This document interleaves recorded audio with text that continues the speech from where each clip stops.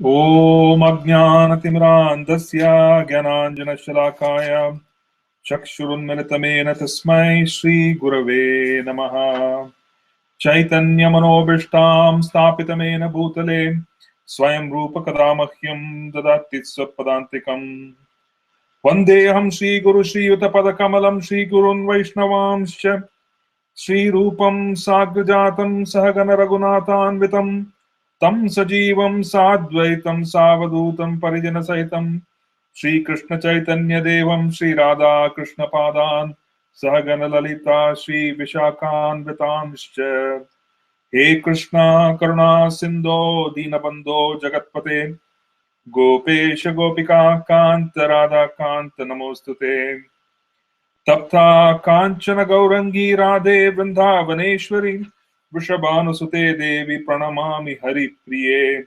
Vanchakalpatarubhyascha Kripa Sindhubhyev cha Patitanam Pavanebhyo Vaishnavebhyo Namo Namah Sri Krishna Chaitanya Prabhu Nityananda Shri Advaita Gadadhar Srivas Adi Gaur Bhakta Vrinda Hare Krishna Krishna Krishna Hare Hare Hare Ram, Ram Ram, Hare Hare.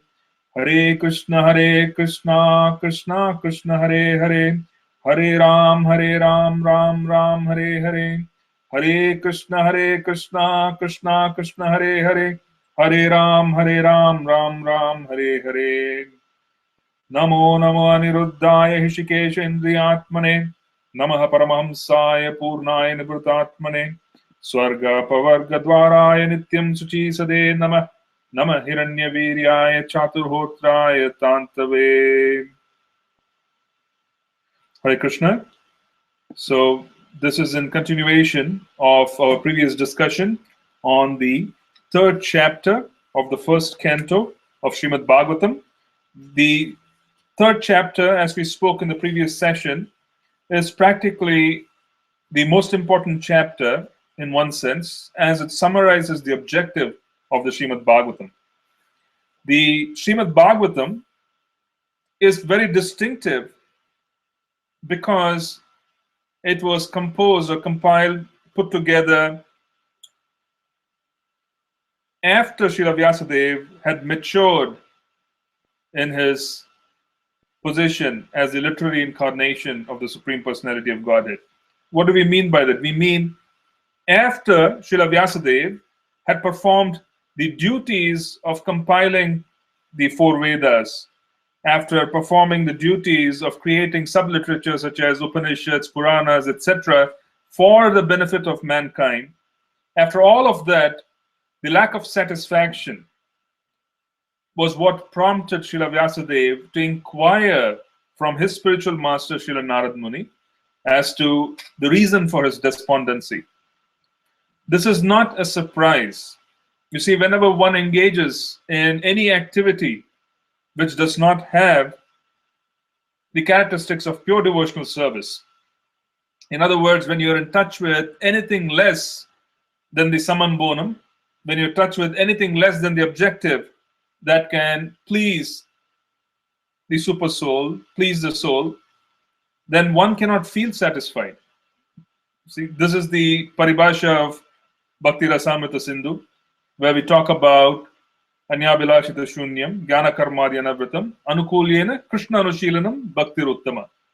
So, Uttama Bhakti is the only satisfying condition for the soul, because Uttama Bhakti has the characteristics of Apratihata, it is completely uninterrupted, and it is also completely without material cause. There is no motive, there is no jnana, there is no motive for liberation, there is no motive here for material benefits such as karma kanda.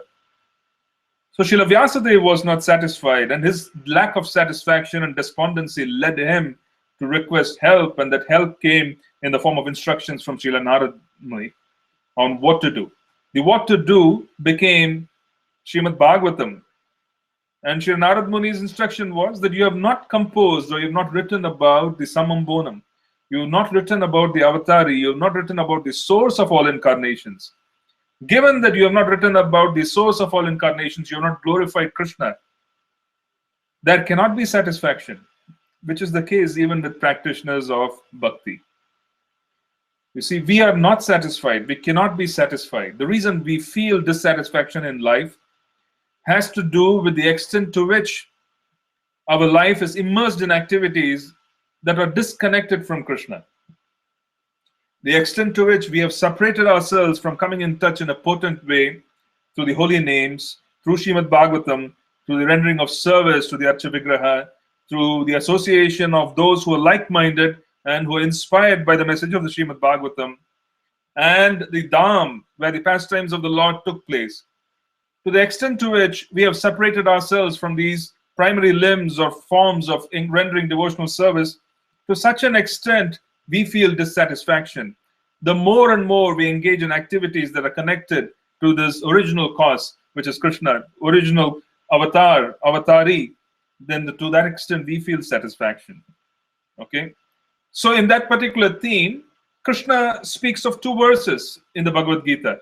The final verse, which is the most confidential, is Sarvadharman Parityajya Mamekam Sharanam Vraja. Aham Tvam Sarva Papebhyo Mokshayasmi Ma Suchaha. Krishna does not say Bahu, he is using the word Mamekam Sharanam Vraja. Right? He's saying, I'm giving you this confidential instructions, Arjun, because you are a dear friend of mine. You are a devotee. You're very dear to me, and I'm giving you these instructions purely because of a proximity of a relationship. Because the Sambandha Gyan between the person who is hearing and the person who is speaking has matured, now confidential instructions can be shared. Right? So why does Krishna, in his own words, say, surrender unto me? Sarvadharman Parityajya Mamekam Sharanam Vraja. Right? That particular message is again exemplified and proven by the despondency of Srila Vyasadeva, because he had not composed the primary literature or literature focusing 100% on Krishna. That is again proven in the first canto, 3rd chapter, 28th verse. Srila Jiva Goswami, he drew notes from the other Goswamis. He was the youngest of all Goswamis. He was the youngest of all Goswamis. You know, by age, his age was that he was much younger than everybody else. So he drew from the notes of Srila Gopala Bhatta Goswami. He drew from the notes of Raghunath Das Goswami, from Sanatan Goswami, Rupa Goswami. And then he compiled his work on Srimad Bhagavatam. And before compiling the work on Srimad Bhagavatam, he practically went through a very logical explanation as to why Srimad Bhagavatam was chosen. You see, what we know today as the 6 Sandarbhas, Sat Sandarbhas of Srila Jiva Goswami, is because he wanted to glorify the scripture which is going to form the basis of everything. The maturity of the spiritual or literary incarnation of the Lord manifests the Srimad Bhagavatam. The 6 Goswamis wrote about different conclusions of the Srimad Bhagavatam. Srila Jiva Goswami compiled, extracted, and then provided his own commentary on all the conclusions and realizations of the 6 Goswamis. He was the last Goswami in terms of age, and that became the Sat Sandarbha. So when Srila Prabhupada wrote Srimad Bhagavatam, he drew from the Sandarbhas. The Sandarbha, the 6 Sandarbhas of Srila Jiva Goswami, touch upon the subject matter of Krishna and touch upon why Srimad Bhagavatam is supreme. Because Srimad Bhagavatam is also touching upon only, exclusively, to reach the conclusion of the subject matter of Krishna. Just as much as the Bhagavad Gita talks about Sarvadharman Parityajya Mamekam Sharanam Vraja, the Srimad Bhagavatam talks about Krishna being the Samam Bonam, the object of everything else, the origin. He is the avatari. Since the whole purpose of Srimad Bhagavatam was to glorify Krishna, the verse which was chosen, or rather the verse that was spoken by Srila Vyasadeva and then later chosen by Srila Jiva Goswami, was the first chapter, first canto, 3rd chapter, 28th verse. Right? That is the verse that we are going to be talking about today. He chose that verse And he said that this verse is going to be explaining everything else about the book. It is going to be explaining the nature of the despondency, the purpose of Srila Vyasadeva writing the Srimad Bhagavatam, or composing, speaking the Srimad Bhagavatam. So this verse practically is the verse that gives direction to the reader on everything. Okay, that is 1.3.28. So in the previous discussion, we spoke of the Purusha avatars. We spoke of the fact that Lord Shankarshana, who is an incarnation, expansion of Balaram, is not different from Balaram. Brajendra, Balaram in Braja is the origin of everybody else. So there's a first expansion in Dwaraka, second expansion subsequently from Mahasankarshana. The second expansion, the Purusha avatars manifest themselves from Sankarshana, Pradyumna, Aniruddha. So Sankarshana is Karanodakashaya Vishnu, who is the origin. He is the causal. He is the cause. He lies on the causal ocean. From him, the universes manifest. In him, all the souls rest while the universes are yet to be created and manifest. And from him, there is this impregnation of souls into matter, and Garbhodakashaya Vishnu, his expansion, enters into these different universes to support the universe. From him, Lord Brahma arises from the navel, and Lord Brahma, the super soul of Lord Brahma, is Garbhodakashaya Vishnu. He receives instructions on the Gayatri from Garbhodakashaya Vishnu, and then it is the Gayatri mantra which leads Lord Brahma to cause creation. He creates using the Gayatri mantra. He creates, practically on the Gayatri mantra, using the Gayatri mantra. Gayatri mantra is the source. And from Garbhodakashaya Vishnu, the expansion of Purusha is to Kshirodakashaya Vishnu. And this Kshirodakashaya Vishnu, he is the Vishnu who is portrayed lying on the Shira ocean. And this is the Vishnu who also incarnates. He is also the Vishnu who is expanding into practically all forms of life as the super soul, as Paramatma. So the previous week we stopped there and we touched upon a few verses talking about some special incarnations. In this chapter, in the third chapter, they talk about 20 incarnations, even though there are innumerable incarnations. They talk about 20 prominent incarnations, right? We spoke in the previous week up to text 9. I'm going to repeat text 9 and then we will continue on to the main topic. Turye dharma kala sarge nara narayana varishihi bhutvatmo pasamopetam akaro duscharam tapah. In the fourth incarnation, the Lord became Nara and Narayana, the twin sons of the wife of King Dharma. Thus he undertook severe and exemplary penances to control the senses. It was Nara Narayana Rishi who gave instructions to Sri Narad Muni first. They were the ones who spoke of Srimad Bhagavatam first. And Sri Narad Muni then conveyed the message of the Srimad Bhagavatam in the form of 10 verses to Srila Vyasadeva. Srila Vyasadeva in turn expanded and this became 18,000 verses. Srila Vyasadeva spoke to Sukadeva Goswami. Sukadeva Goswami's conversation was heard by Sutta Goswami, and Sutta Goswami speaks to the rest of the sages. Text 10. Panchamaha Kapilo Nama Siddhesha Kala Kala Viplutam Provaschusuraye Sankyam Tattvagrama Vinirnayam. The fifth incarnation, named Lord Kapila, is foremost amongst perfected beings. He gave an exposition of the creative elements in metaphysics to Asuri Brahmana, for in the course of time this knowledge had been lost. So this is Sankhya, which is spoken by Lord Kapila. Sankhya is the analytical study of existence, and then you reach final conclusions on matter, spirit, and so on and so forth. Text 11. Text 11 is Shastam Atrer Apatyatvam Vratah Prapto Anasuyaya Anvikshikim Alarkaya Prahaladadhyah Uchivan. The sixth incarnation of the Purusha was the son of the sage Atri. He was born from the womb of Anasuya, who prayed for an incarnation.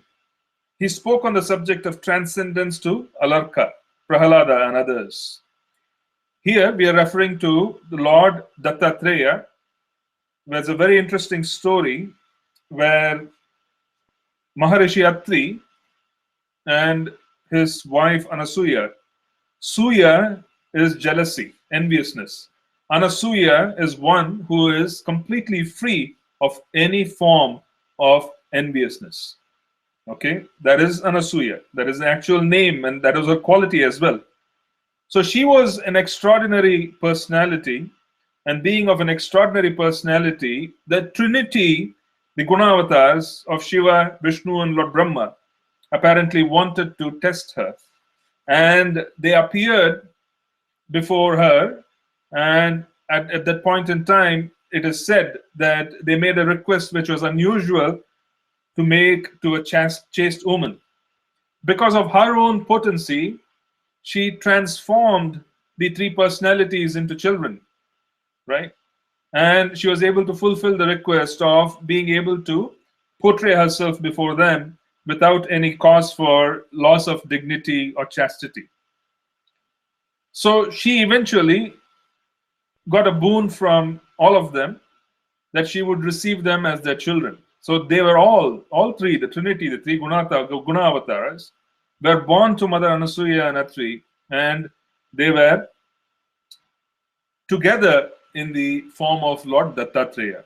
So he has all the three gunas. He is the personality of Godhead, expansion, who has the Sattva guna of Vishnu, the Rajas of Lord Brahma, and then the Tamas of Lord Shiva.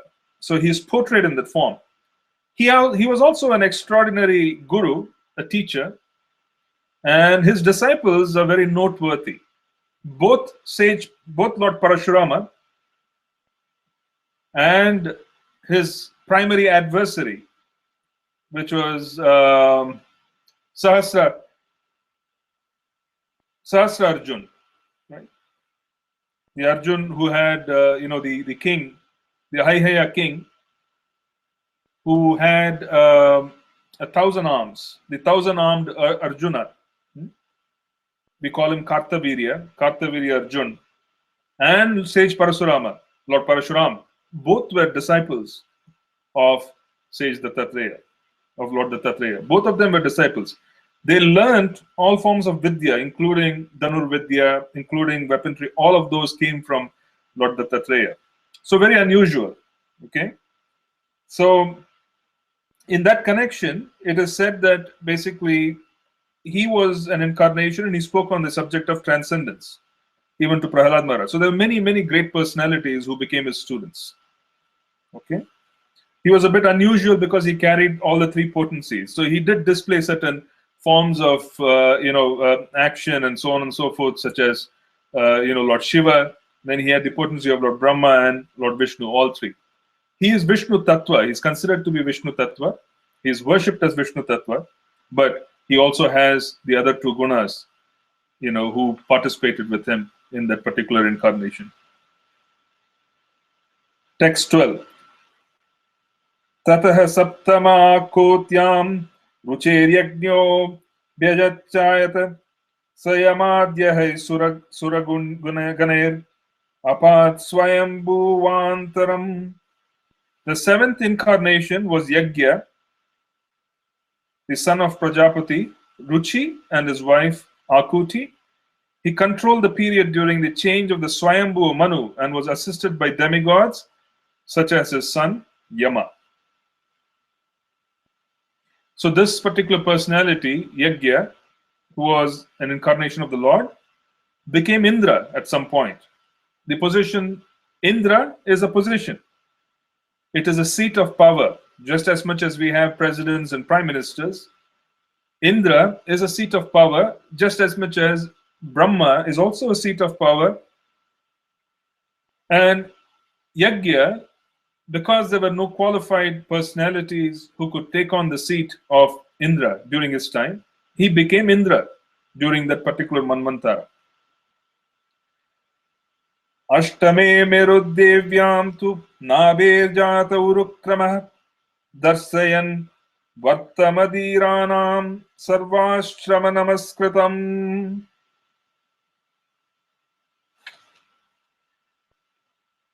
The eighth incarnation was King Rishabha, son of King Nabi, and his wife Meru Devi.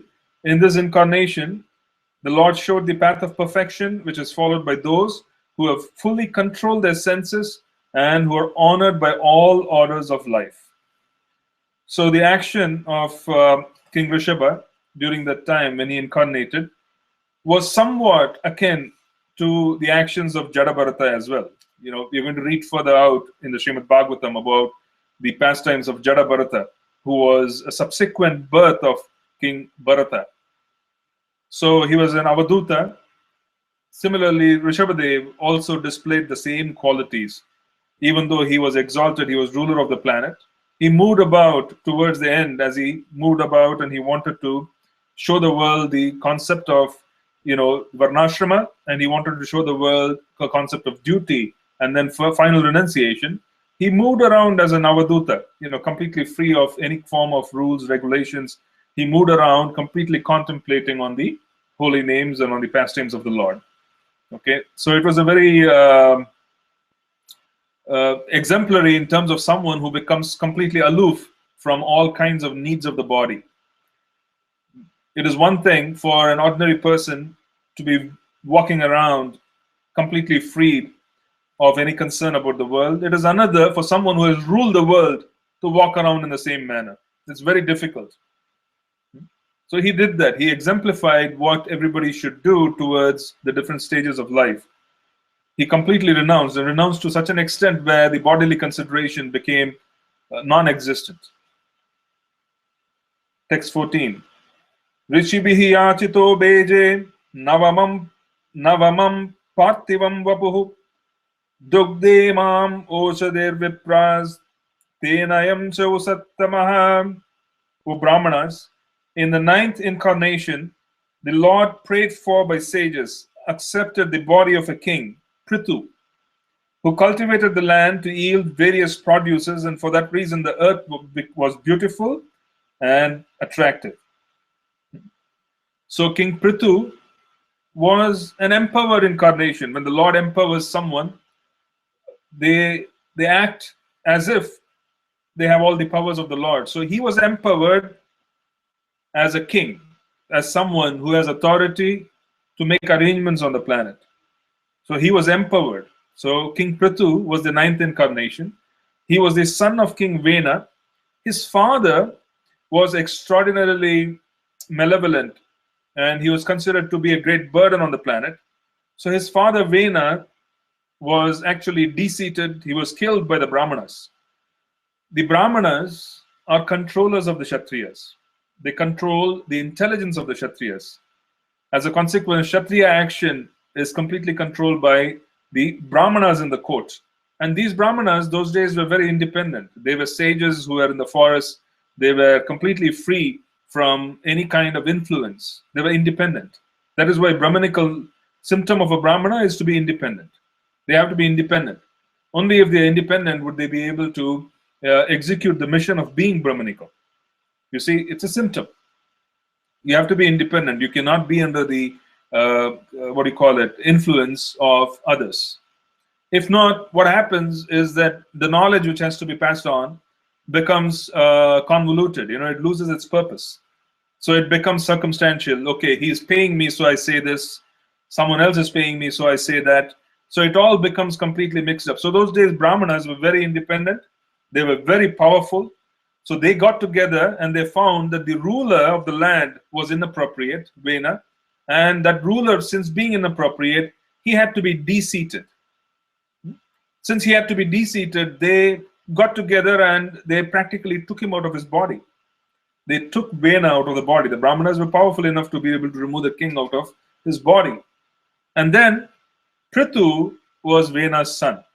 But Prithu was empowered. He is an empowered incarnation for the purpose of being able to manage the resources of the planet.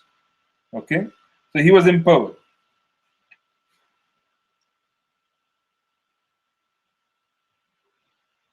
So when the Lord comes in the position of managing the resources of the planet and to be a king, then what comes out is phenomenal. So the whole earth was full of produce, and it was actually featuring wonderful aspects of what it can actually do.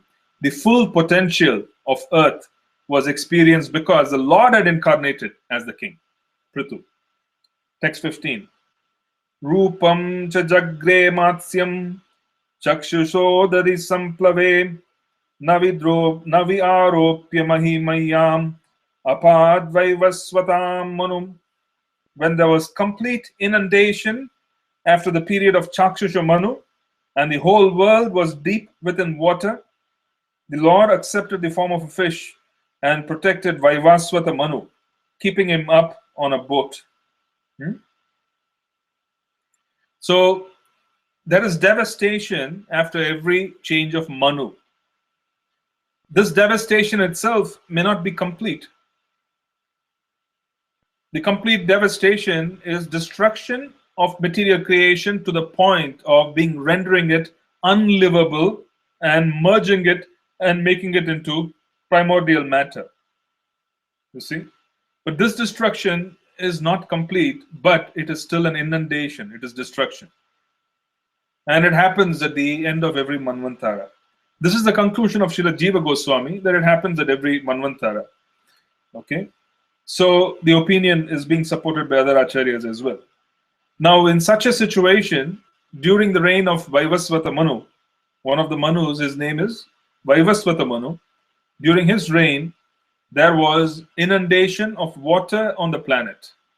And the inundation of water on the planet was to remove life forms which were actually very obstructive. In other words, when consciousness reaches a point where it's impossible for them to be able to move forward and maintain the precepts and maintain the condition that is required for that particular yuga, then there is a requirement of destruction, because destruction again is being employed here not to destroy for the sake of destruction, but to maintain the mode of goodness. So you have two types of destruction. You need destruction to maintain the mode of goodness. The mode of goodness has to be maintained, and so you remove the influence of the mode of ignorance. To remove the influence of the mode of ignorance, there's a need for destruction. So when the consciousness on the planet becomes too complex, and the mode of goodness, sattva, cannot really flow through and cannot reign, then at that point in time, there is destruction caused by Lord Shiva. That destruction, that pralaya, we call it pralaya, right? Destruction, normally takes the form of inundation with water. There's incessant burning of the sun, and then there's inundation with water. Sometimes there's just inundation with water without the extraordinary heat produced by the sun. So this takes out whoever is unqualified to be on the planet, and then there is a reseeding. It is almost like mass firing in a certain organization, and then after everybody is fired in a department, they replace the department head, and then they feed a new agenda, and then they replenish the staff and so on and so forth, because the function can continue. This is somewhat akin to that. It is like replacing the king and his entire cabinet, his entire force. Everything is completely reset. So during such a situation, the Lord appears as Matsya Avatar. So Lord Matsya Avatar, in one sense, appears in the very beginning, where he practically becomes the source of transcendental knowledge. So he secures the life of Vaivasvata Manu, and then the same concept of Matsya Avatar securing the life of Vaivasvata Manu, and Vaivasvata Manu ensuring that different species are made available so that the universe could be reseeded. This is a similar topic which is also discussed by the Bible. The concept of Noah's ark. Ark is the very special boat which Noah creates on the orders of God so that he could save the faithful. In a similar way, the faithful, or rather who was required, Vaivasvata Manu practically arranges for everybody. And then Lord Matsya Avatar gives him knowledge. Lord Matsya Avatar provides him with knowledge after securing the primary personalities, after helping them escape the inundation. He gives them knowledge, because with knowledge they are able to again do everything in a proper way. And then it starts again. This Manvantara starts. So it is Lord Matsya is the what do you call it? The next avatar. Sura Asuranam Uddadim Matanatam Mandarachalam Dadre Kamatarupena Prashta Ekadase Vibhuhu. Ekadase Vibhuhu, the 11th incarnation. The 11th incarnation of the Lord took the form of a tortoise, whose shell served as a pivot for the Mandarachala hill, which was being used as a churning rod by the theists and the atheists of the universe. This is also an extraordinary incarnation, Lord Kurma, in the 8th canto. We read about him in quite some detail. So the Lord appears as Lord Kurma, and after appearing as Lord Kurma, he practically ensures in a very impartial manner of supervising the karma yoga of the asuras and the suras while they churn the ocean for eternal life, Amrit. So the Amrit is brought forth by Lord Dhanvantari. The Lord first takes the form of Kurma because the mountain is sinking after they begin churning. So he goes under the mountain and supports the mountain. And as he supports the mountain, he also holds the mountain and helps with the churning as Ajita. So the same personality performs the role of supporting the mountain, churning, and he also incarnates as Mohini Avatar to distribute the entire nectar to the Devas and to ensure that the nectar does not reach the Asuras. So it's a very interesting incarnation. So that is the 11th incarnation in the 16th verse. We will be reading about it quite in some detail when we go to the 8th canto. So text 17, Dhanvantaram Dvadasamam Trayodasamam Evacha Apayayat Surananyan Mohinya Mohayan Striya. In the 12th incarnation, the Lord appeared as Dhanvantari. And in the 13th, he allured the atheists by the charming beauty of a woman and gave nectar to the demigods to drink. So you had Dhanvantari and then you had Mohini. Dhanvantari also has a very special function. All the Ayurvedic physicians, they worship Lord Dhanvantari to obtain knowledge and to also have the power to heal. Because Lord Dhanvantari is an incarnation of the Lord who appears and who is also known for being able to cure the incurable diseases. He practically is the source and the origin of all forms of knowledge associated with healing. Okay, Lord Dhanvantari. In southern India, if you go to Sri Rangam, in the Sri Rangam temple, it's a phenomenal temple. If you've ever been there, it's something which you should surely visit if you haven't done so. It's a phenomenal structure. It's a massive temple. It's a phenomenal temple. And in that temple, the temple itself is dedicated to Lord Ranganatha. And Lord Ranganatha is the form of Garbhodakashayi Vishnu. He is lying and he's in a reclining position on Sesha, and you have Mother Lakshmi and so on and so forth. You have typical example of Garbhodakashayi Vishnu, with Lord Brahma appearing from his navel. But there are many other, halls within the temple, and one of those altars, there are many altars. One of the altars is dedicated to Lord Dhanvantari. So I remember that the prasad which is given in that particular altar are small, very tiny balls of Ayurvedic medicine. That is the prasad. So it is said that that prasad is very potent and has the ability to cure disease. So that is the prasad which is given in that particular altar, and Lord Dhanvantari is the main worshipable deity. It's a massive complex. There are many deities, and this is one of the sub-altars. The primary altar is of Lord Ranganath. So he is well known and he is worshipped by the Ayurvedic physicians.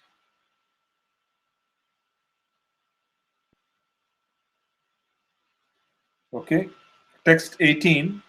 Chaturdasam narasimham bibra daityendramurjitam dadara karajairurav erakam katakrityatam.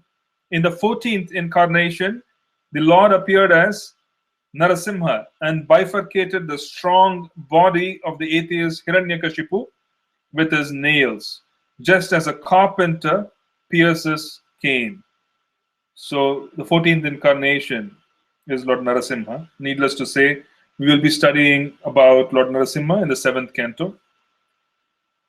Text 19. Panchadasam vamanakam kritvagad advaram balehe padatrayam yachamanah pratyaditsusti prastapam. In the 15th incarnation, the Lord assumed the form of a dwarf Brahmana, Vamanadev, and visited the arena of sacrifice arranged by Maharaj Bali. Although at heart he was willing to regain the kingdom of the three planetary systems, he simply asked for a donation of 3 steps of land. Vamanadev is glorified in a Purana, in Vishnu Purana, and there are other Puranas. There's a very special mantra for Lord Vamana, which talks about his nature of his incarnation.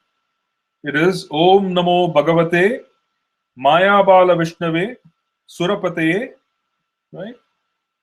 Om Namo Bhagavate Maya Bala Vishnave Surapataye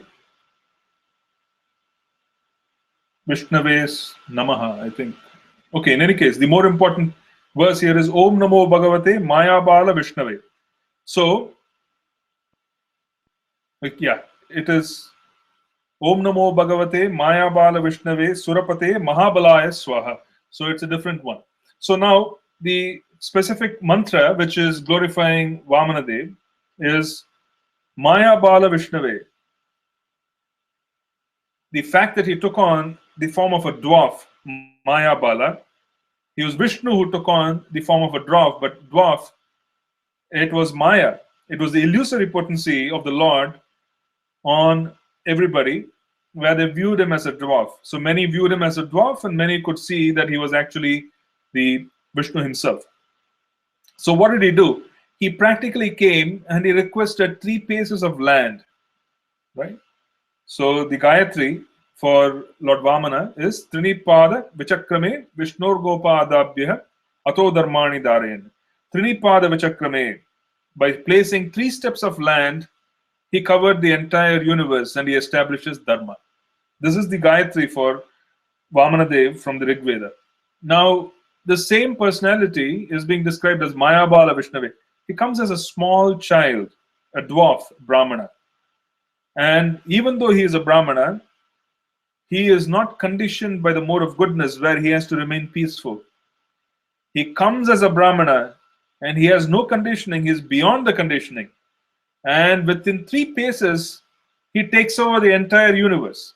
You see, Brahmana generally have to be very satisfied, tolerant, accepting of whatever is being given as alms, and you go away, you don't ask for much, and you always, focus on peace.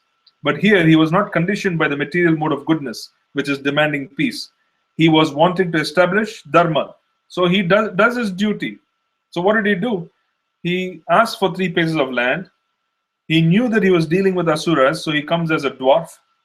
He asks for 3 paces of land, and then he transforms his body and takes 3 steps. So that is why they call him Maya Bala Vishnave.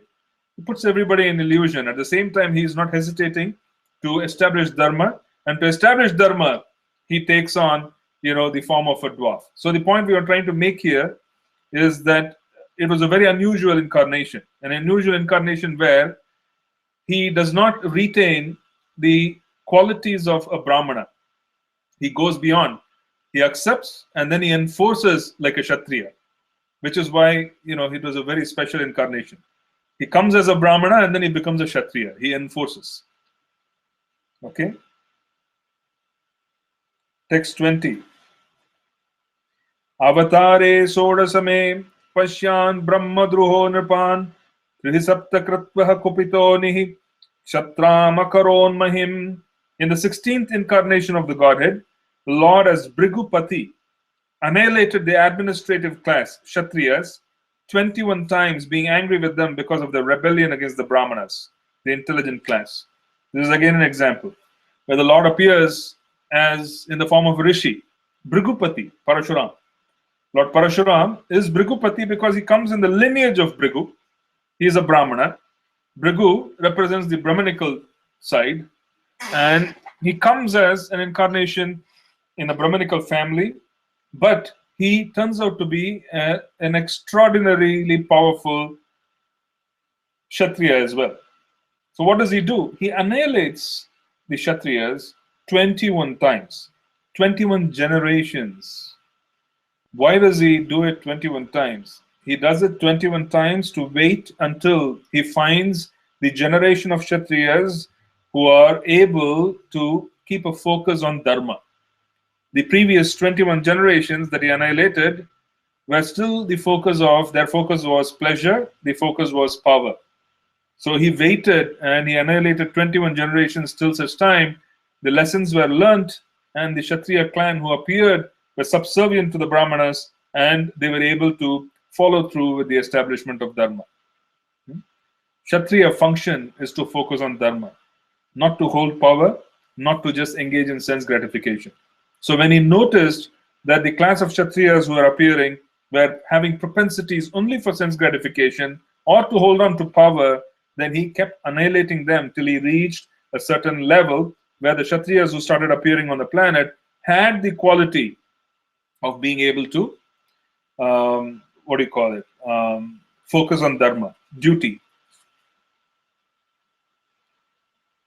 Tatah saptadase jatah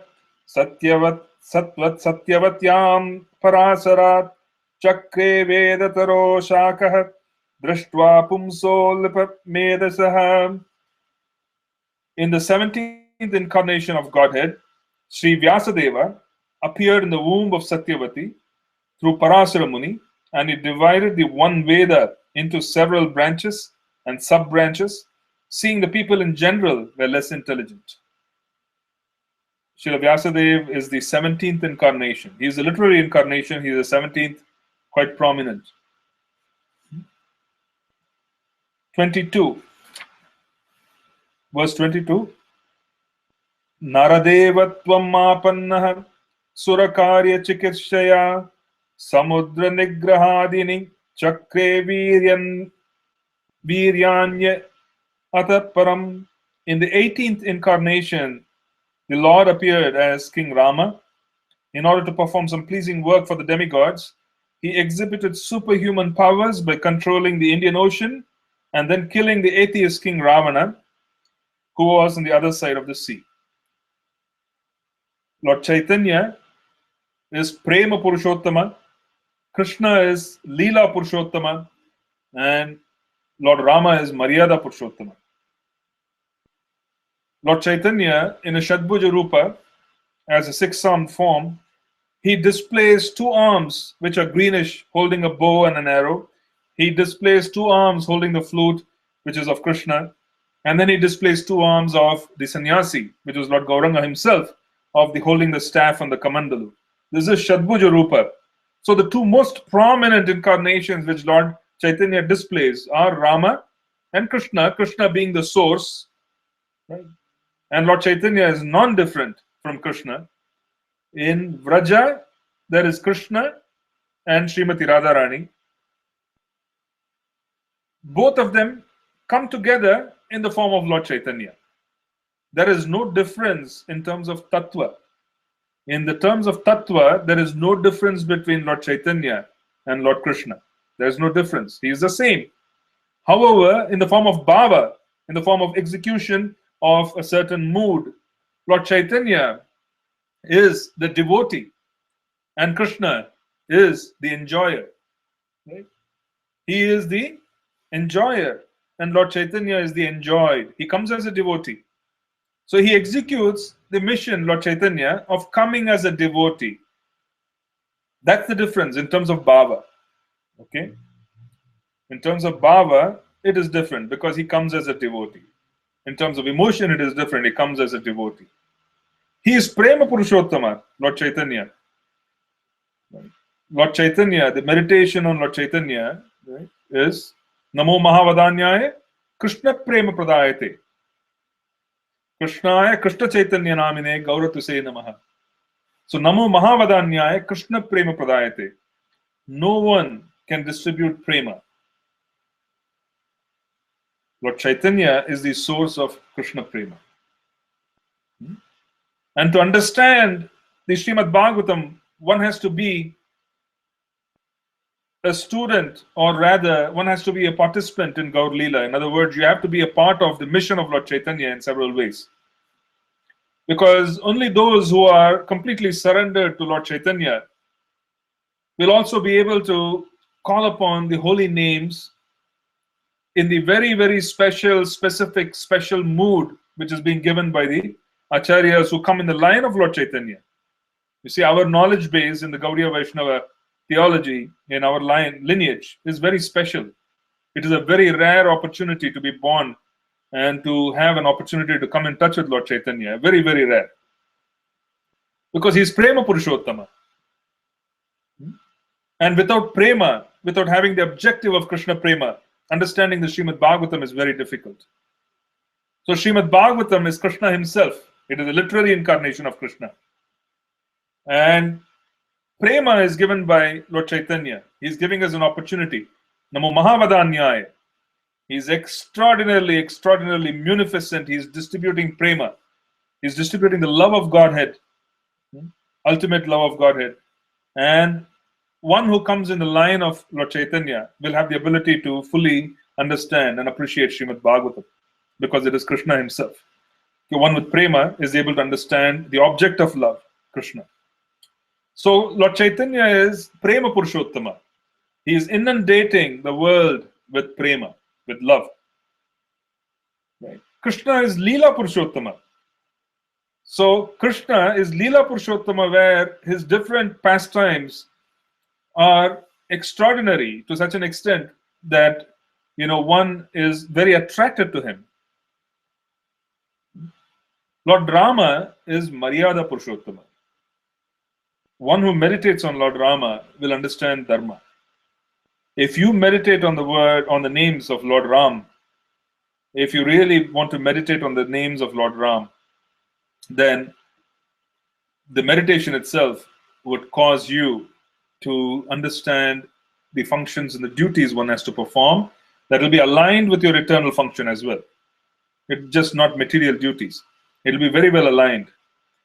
The beauty of Lord Ram is that Lord Ram was Maryada Purushottama. He created and he practically exhibited the highest honoring of duty as required by men who have understood the Vedic knowledge.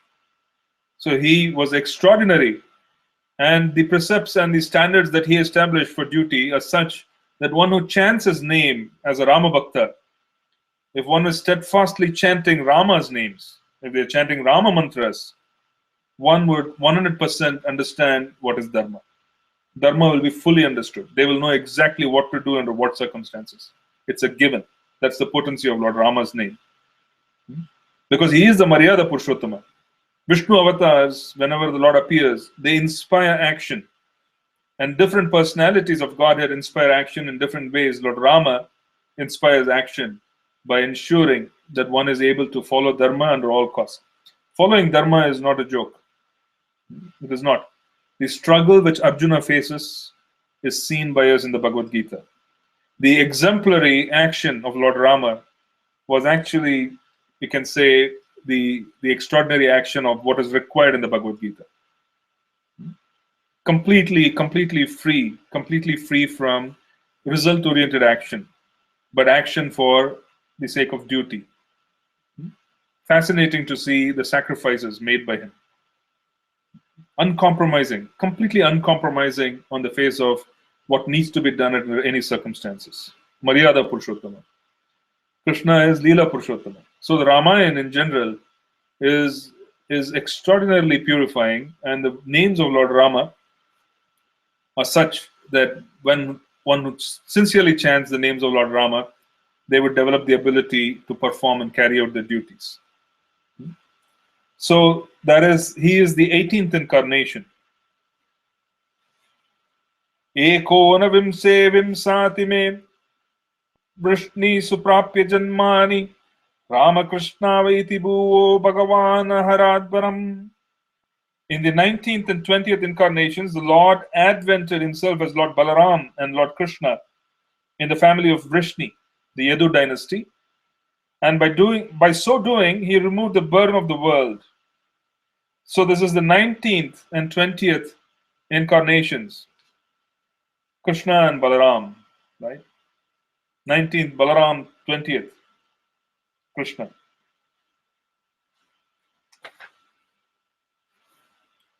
24. Tatah kalau sampravritte sammohe suradvisham buddho nam anjana sutah kekateshu bhavishyati.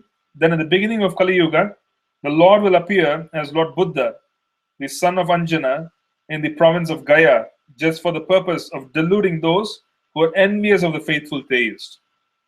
Since Lord Buddha, when he appears, his primary purpose is for him to ensure that the world embraces ahimsa.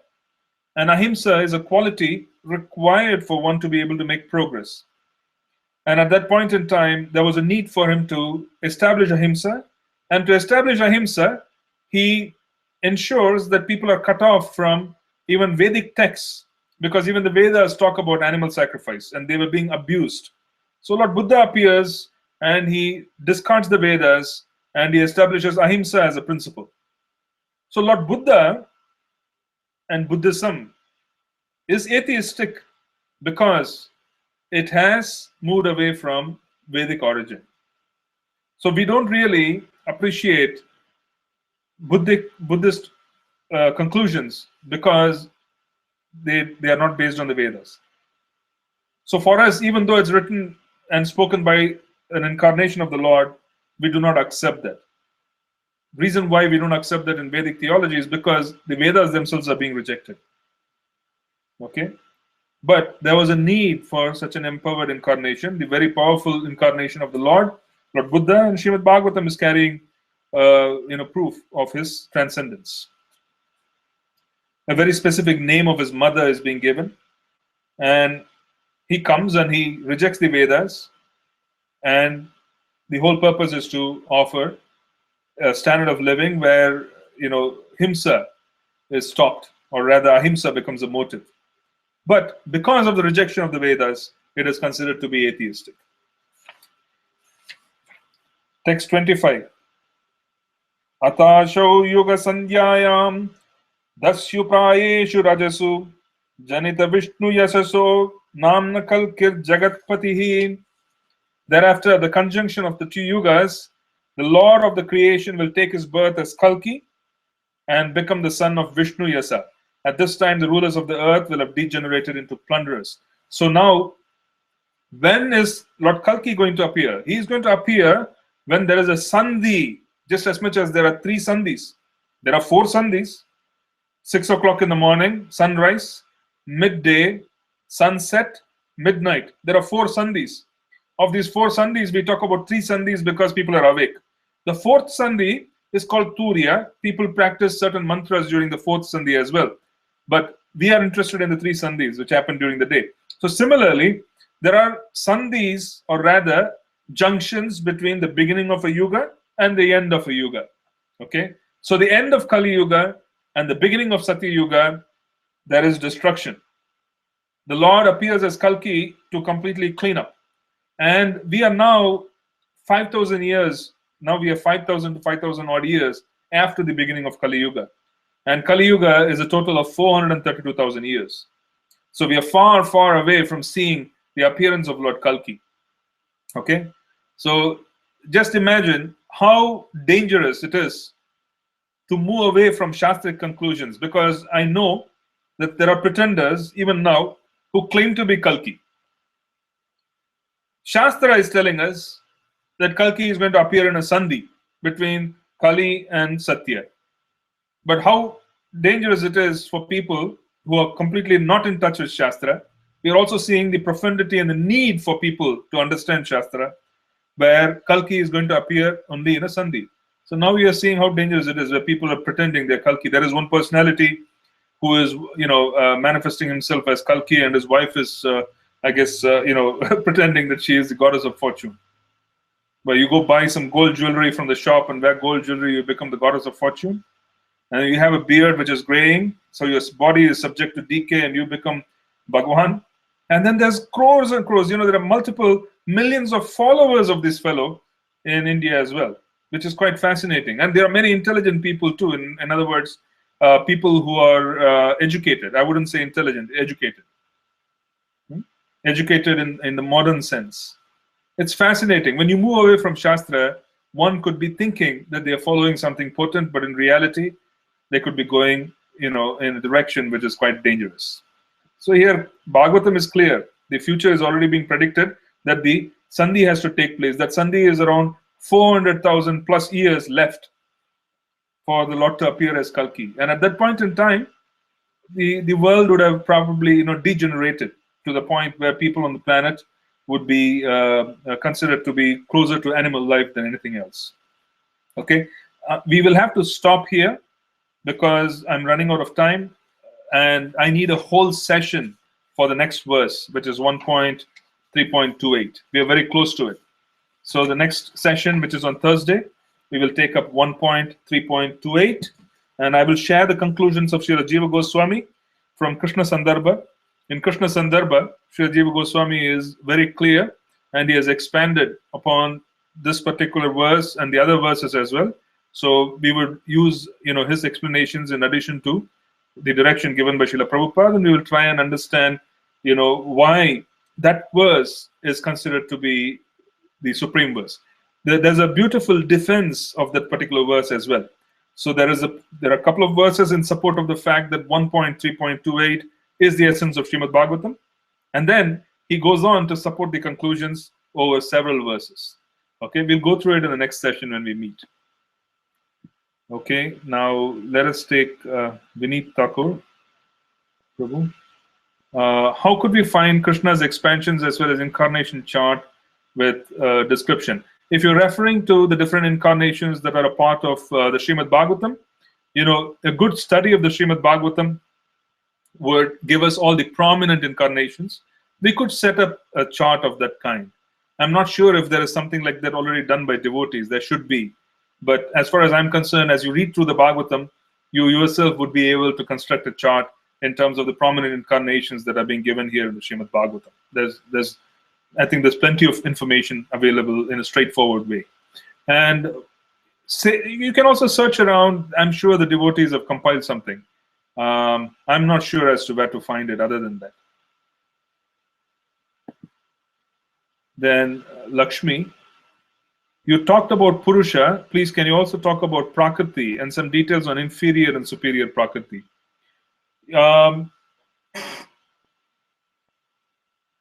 Inferior Prakriti is dull matter.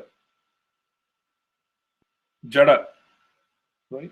We say dull matter is inferior Prakriti. Superior Prakriti or nature is that which has the same qualities of the Purusha. So superior Prakriti is also called Tatastha, that which is in between.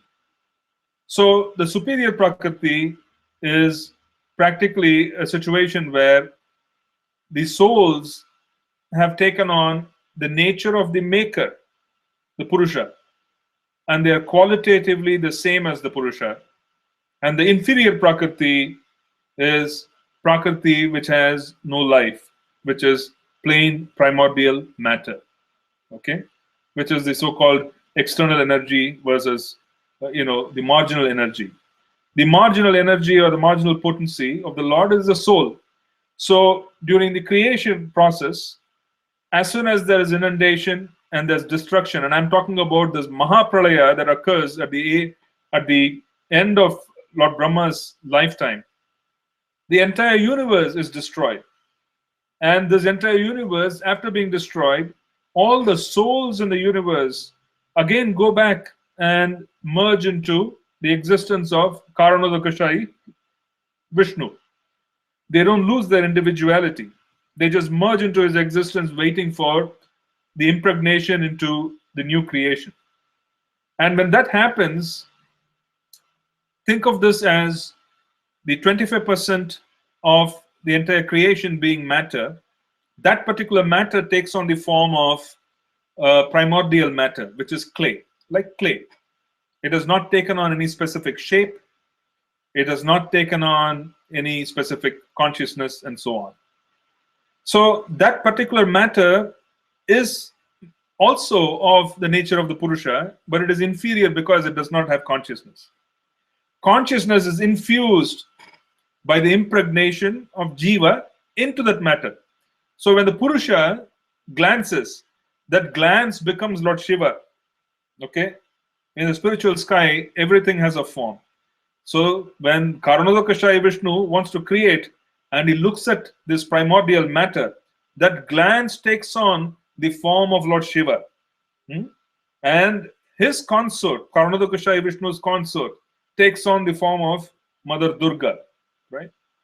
So these two personalities, Mother Durga and Lord Shiva, they are the seed-giving father and this particular mother. Right? So this entire creation is then accepted into the womb of Lord Shiva's consort. Her name is Jagat Prasutyai. She accepts this entire creation into her womb. Okay? And he becomes the seed-giving father, Lord Shiva. So the impregnation of different souls who are a part of Karanodakashayi Vishnu is done through Lord Shiva's medium, and that is how this whole concept of creation takes place. So before the impregnation of the souls, it is dead matter, that is inferior. After such, the superior matter is superior. Prakriti nature is the nature of Krishna himself, which is the souls. They enter in and they start acting, and that action produces different qualities of karma and so on and so forth. To facilitate such karma, there's further creation of different planetary systems and so on and so forth. Okay, it is like an office enterprise. For instance, you set up an institution like ISKCON. What happens when you set up an institution like ISKCON? You end up attracting souls who are ready to participate in the activities that ISKCON wants to do. So it's almost like you set up an institution and you start attracting souls. In a similar fashion, if there is consciousness, then there is universes are created to attract such consciousness, and the souls are being sent into that particular universe. Okay, so that is what is the difference between inferior and superior. Inferior and superior. Superior is that which has the same nature as the Purusha. Inferior is dull. Okay, we'll talk about it further down, but I'm just giving you, because the third canto talks a lot about creation. So we'll talk about it then, but I just was giving you a synopsis.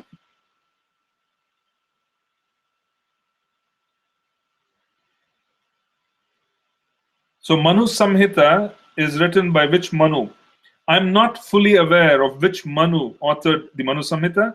The understanding that we ought to have is that the current Manu, who is dominating or predominating who is the Manu of our universe and of our creation, is the Manu who has laid down these rules.